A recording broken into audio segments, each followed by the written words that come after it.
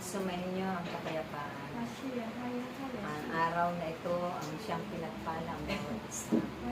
Ang Diyos na mga naririto, kanyang mga tupa, laon ang naglilingkod, sapagkat itinakda ang inyong mga buhay para sa kanyang gawain.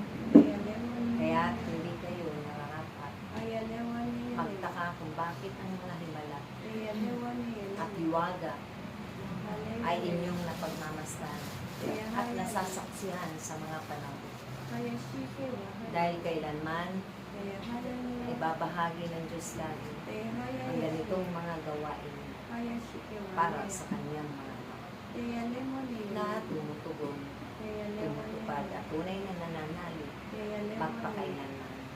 Ang inyong pagtitiwala at pananampalataya sa Diyos naway lumawit pa at lumago ito sa pamamagitan ng kanyang pamamahala at pangangalaga sa bawat isa sa inyo na narito sa kawang, dahil kayo'y pinagpala at pinalad isa sa mga makatugon sa panawagan ng Diyos.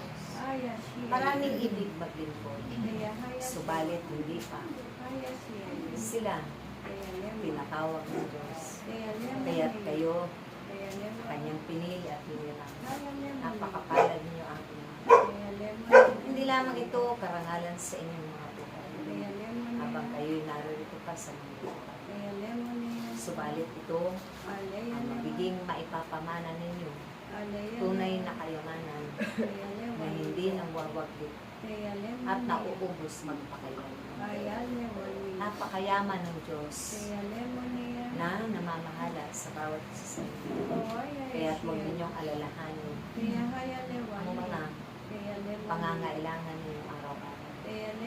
At ito'y kanyang laging tutugunin.